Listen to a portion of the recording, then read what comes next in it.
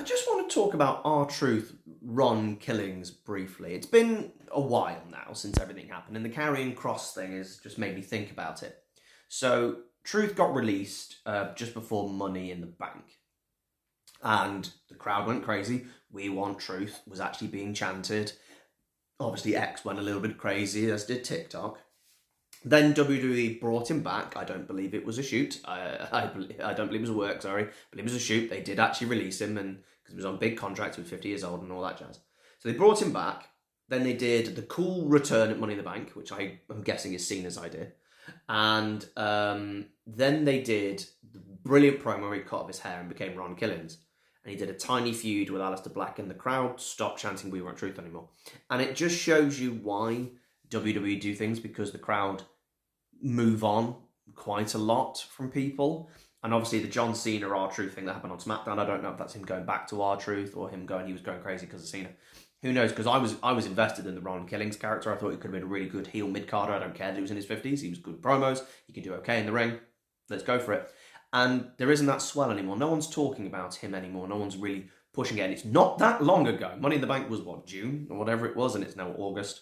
It did not take long to kind of that for the fans to not care or push, and I just find that fascinating more than anything. I don't know what I want. I don't know what the point I'm almost trying to make here is. Like, sometimes what we push or what becomes a massive narrative, you know, they didn't do that for Carlito, for example. They did it for Truth because we love Truth, and we thought he was going to get legend content. I don't know what the fans wanted though. Did they want him to be pushed? Because when he got pushed, he didn't get the same responses.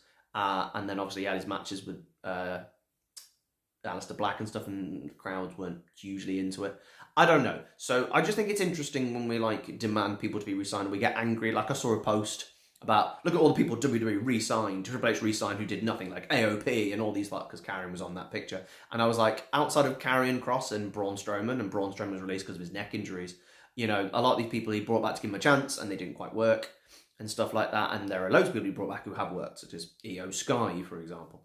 So I find that narrative a bit weird. The R-Truth one I just think strange. I know WWE and TKO aren't great, and the behind the scenes at the moment is a bit of a mess. But I just find it interesting that they do decisions and the WWE like fan base go against it. And now that they went with it, there's not that talk. There's not that swell. They're not going, let's push Truth. Why are we not doing Truth? Why is Killings not being... I'm not hearing any of that. So I'm going to ask you, what's your view now on Ron Killings or R-Truth now that it's been a couple of months? Do you still have the same passion you did beforehand in that same vitriol 2 months ago? Or are we like, yeah, we're done with that now? I'm just intrigued. What do you think about R-Truth?